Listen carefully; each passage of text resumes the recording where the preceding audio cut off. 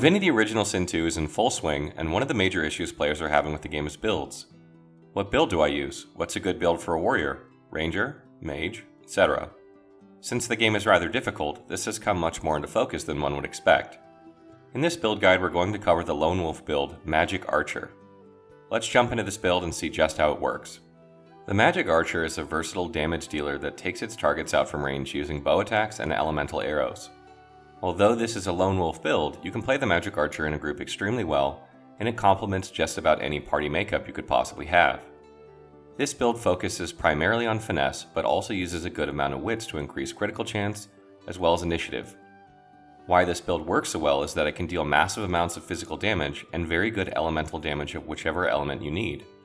You can also stealth and get away, giving you time to methodically work your way through your targets.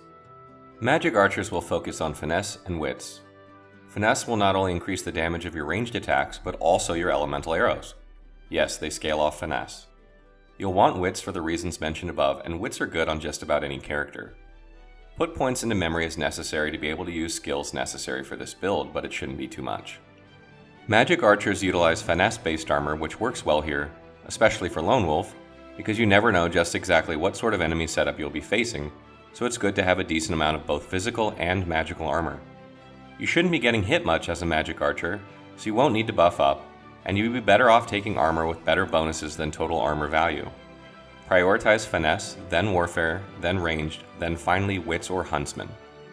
Magick Archers will want to use the highest damage bow or crossbow they can find, ideally with all physical damage, since this will also increase the damage of your elemental arrows. It's very hard to test how elemental damage on bows and crossbows affects these arrows because of the variance in damage they deal. So play it safe and try to stick to physical if you can. Crossbows deal more damage when compared with bows at the cost of movement, and you will need to move a bit with this build, but this is really a personal decision for the player. As mentioned above, when in doubt, just take the highest damage of what you can. Also note that putting a Master Rune into your bow will also increase elemental arrow damage. One of the hardest parts about making a build in Divinity Original Sin 2 is getting your abilities' distribution correct. It's easy to get spread too thin, and often people make the mistake of not spreading points around enough. The bonuses you gain from abilities in this game are somewhat different than the original, so it's easy to see why people can get confused. Let's take a look at what abilities and talents you need for a Magick Archer. When playing a Magick Archer, Lone Wolf, you will want 20 points into Warfare, 20 points into Ranged, 1 point in Scoundrel, 1 point in Polymorph, and whatever is left into Huntsman. You'll need to put some points into Huntsman, Scoundrel, and Polymorph early to get the necessary skills, and then you'll just start pumping up Warfare and Ranged as high as you can. In testing elemental arrows, I found that Warfare affects their damage the most, then Huntsman, and then Ranged. However, it isn't always possible to be above your target, and you will lose critical chance without Ranged, thus Huntsman is prioritized last. Strangely, you can increase the tooltip of certain arrows by placing points into their matching element, but the actual damage is not affected, and thus this is not recommended. If this ever changes, then you could possibly specialize in one arrow type that would deal insane damage. As far as talents go, I'd recommend the following. Lone Wolf. This is the obvious talent here and what makes the Lone Wolf build possible. Take this one whenever you're ready to make the jump to Lone Wolf. Executioner. This talent is just so damn good with this build. You'll get 2 extra AP nearly every round because you are that strong. Take it early and don't ever unslot it. Arrow Recovery. Probably the only build I would ever seriously recommend this talent for, because your damage for these arrows will be 100% optimized, and in Lone Wolf you'll need to be able to deal the optimal damage type for the situation. Far Out Man. This talent adds range to all your attacks, which never hurts. This is always a solid choice with any ranged build and works nicely here. Glass Cannon. If you don't take Lone Wolf, this talent can work extremely well with this build. Just be sure to stealth at the end of your turn so that you can't be attacked during the enemy's turn. Hothead. A great talent for increasing your critical damage and accuracy, both of which are great.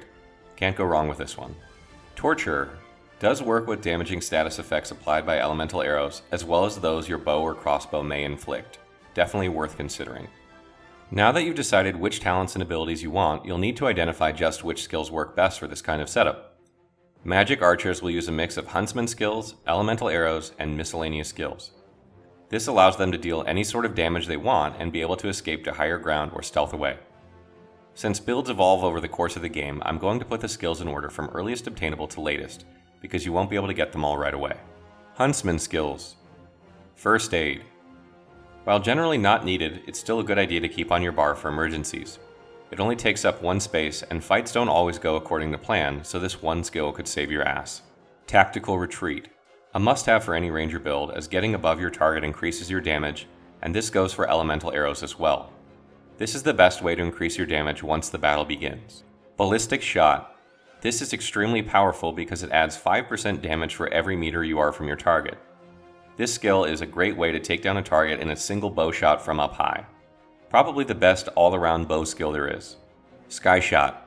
Not as good as Ballistic Shot, but still pretty good. Can give you a height advantage when you don't have one.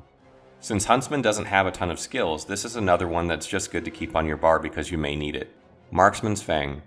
I typically use this skill on enemy summons or targets that have high armor but low health. Can hit multiple targets and it's just all around really good. Assassinate. Not as good as Ballistic Shot and costs 1 more AP, but still useful to this build. If you stealth at the end of the first turn, this should be your first attack on turn 2. Miscellaneous Skills. Adrenaline. This is simply a great skill in general and one that most builds can benefit from. It only costs 1 point in Scoundrel, which you'll probably have from gear anyhow. Use it if you need and only if you need. Cloak and Dagger. Another great mobility skill that allows you to maintain stealth. I like to use Chameleon Cloak and then use this to move. Only costs 1 AP and 2 points into Scoundrel. Chameleon Cloak. Use this skill at the end of your first turn to hide from enemies. You can even wait a turn before attacking a second time, helping to reduce some of your cooldowns if you need. Enrage. This skill works amazing with this build because it will make all your attacks critically hit for the turn you cast it and the turn after, including elemental arrows. However, you won't be able to teleport or stealth. Peace of Mind. This skill goes really well with this build because it increases your finesse and wits by a lot, which will help to increase the damage of your elemental arrows. Costs 1 AP and lasts 3 turns. Doesn't work with Enrage though.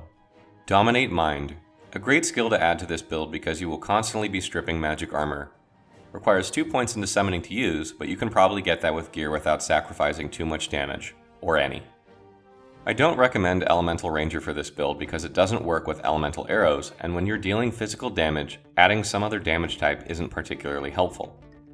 I also don't recommend Gorilla for this build because it only works with basic attacks and not elemental arrows or Huntsman skills, making it much better for a sniper sort of build, which I will cover in another guide, than a Magick Archer.